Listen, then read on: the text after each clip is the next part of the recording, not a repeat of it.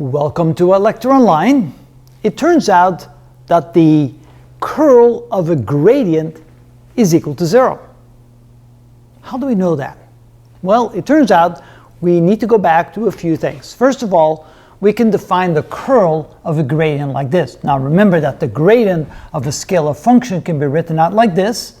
So we have the x, the y, and the z component of the gradient. And if we then take the curl of that, we put down the x, y, and z unit vectors. Then we write down the partial derivative with respect to x, the partial derivative with respect to y, and the partial derivative with respect to z. And into the bottom row right here, we put in the x, y, and z components of the gradient. And that's the curl of a gradient. Now, why would that be 0? Well, there's one more thing we need to remember, that if we take the partial derivative first with respect to x, and then we take the partial derivative with respect to y, that gives us the exact same result as if we change the order of events. So, in other words, here we take the partial derivative of a scalar function with respect to y, and then we take the partial derivative of that result with respect to x, that is always equal to the partial derivative of the scalar function with respect to x first, and then we take the partial derivative with respect to y of that result. Those two are always going to be equal. Now, if we work this thing out and we keep this in mind, we can see why then the curl of a gradient will be equal to 0. So let's write that down.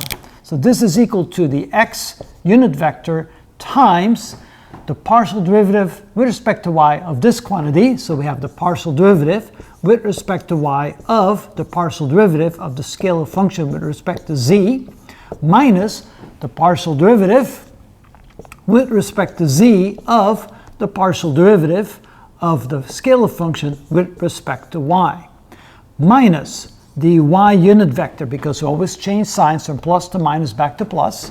So now we take the partial derivative with respect to x of the partial derivative, and let me put it in parentheses, so I'll write it like this.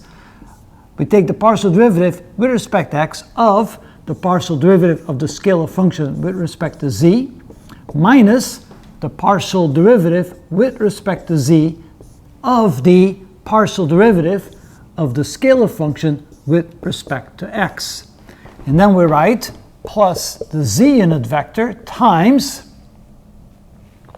and you know what? I probably need to put brackets around that. So let me put brackets around that, otherwise we're going to have a problem.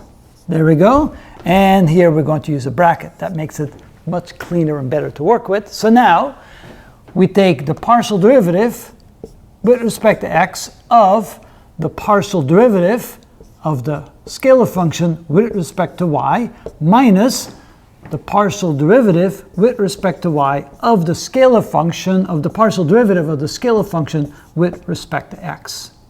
Like this. Now, take a look at this and take a look at this. Notice here we have this quantity right here, and here we have this quantity right there, and they're equal to each other. So therefore, this whole thing is equal to 0. And this is equal to that, so this must be equal to 0. And this is equal to that, so this must be equal to 0. Because again, it doesn't matter what the order is that we do the partial derivatives in. If we do it first with respect to z, and then with respect to y, or first with respect to y, and then with respect to z, we always get the exact same result, and therefore, they must cancel each other out, and therefore, this whole thing is equal to 0, and that is why the curl of a gradient is always equal to 0. It's a good thing to know, because whenever you end up with something like that, you just look at it, oh, that's the curl of a gradient, it's 0, and you move on. That makes life a whole lot easier than to try and work it out and then realize, oh, it's equal to 0. We just know it right off the bat, and that is how it's done.